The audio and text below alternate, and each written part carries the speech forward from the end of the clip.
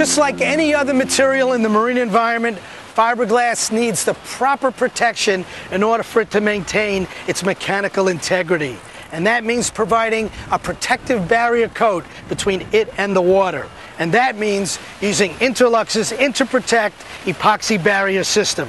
For Power and Motor Yacht TV, I'm Ken Chrysler, Senior Editor of Power and Motor Yacht Magazine. Let's get to work. Let me start with an important definition. Osmosis, as you remember from high school biology, is the ability of water to get through a porous or semi-porous material, and that includes fiberglass. Now, let's take a look at your boat as it sits in the water, and remember, unless you've got dry bilges, there's water inside your boat as well. Let's say you unknowingly hit something while underway, or while backing down into your slip, grabbed a little piece of the dock. Even minimal damage like this can compromise the gel coat and allow water to get into the laminate, setting up a chemical reaction with any uncured resin. The result is a blister.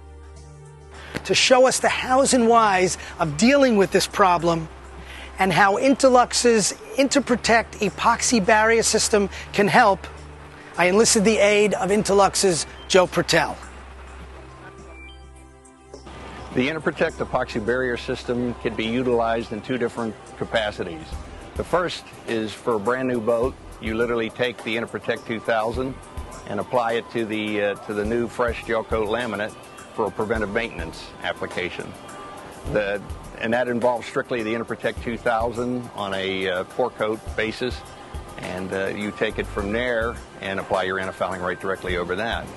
We have a second system, and that is for when you're repairing osmotic blisters, gel coat blisters. And you start off, because you're exposing bare laminate by grinding out the blisters and or gel peeling the whole bottom, you come back with 100% solids epoxy barrier resin, and that's our HT9000 Epiglass. You literally come back and reseal, encapsulate that laminate with the HT9000 Epiglass.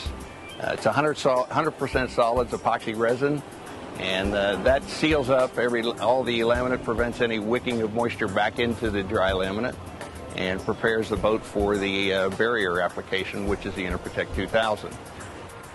Now, to show you how all this works, let's go back to the yard where there's a couple of boats with some serious blister damage. Let's have a look.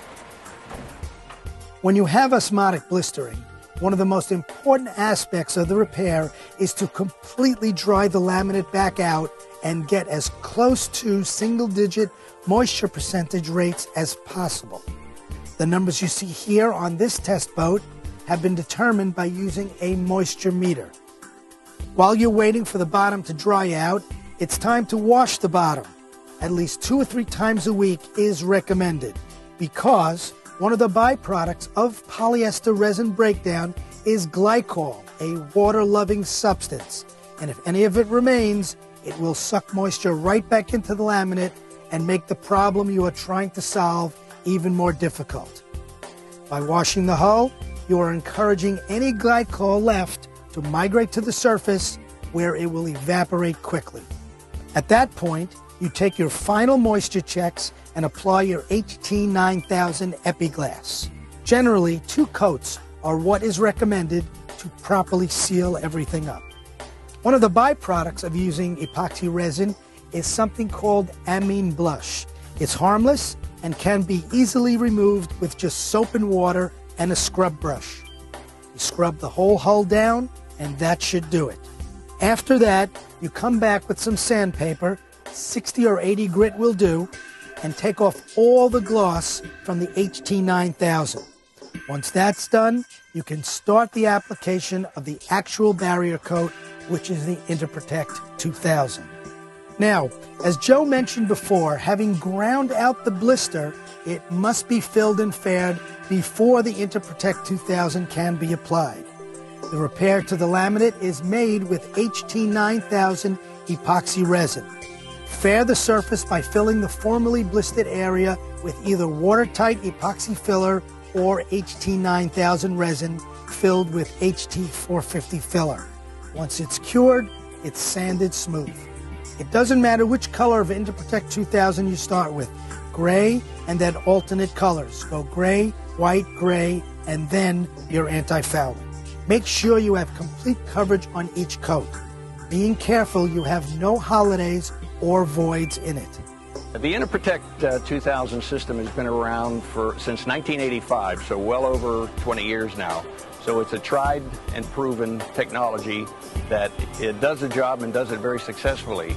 The reason it does such a successful job is because we've added little chips of mica inside the product, and those little chips of mica, they kind of overlap. These little chips fall in place over top of each other, and in the process, for moisture to get through it, it has to detour around those chips of mica, which just increases the actual path and length that the moisture has to travel. And you might ask, why would moisture get through that?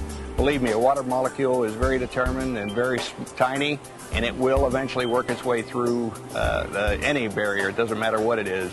Eventually it's going to happen. So the fact is the mica chips, the Interprotect 2000, deter that problem. Whether you have a new boat or an older one, maintaining the fiberglass hull is a full-time job, one that can be made a lot easier by using Interlux's Interprotect epoxy barrier system. I'd like to take this opportunity to thank Bob Donay, Jim Seidel, Steve Schultz, and of course Joe Pertel for all their help in putting this production together. For Power Motor Yacht TV, I'm Ken Chrysler, Senior Editor of Power Motor Yacht Magazine. I'll see you next time around the yard.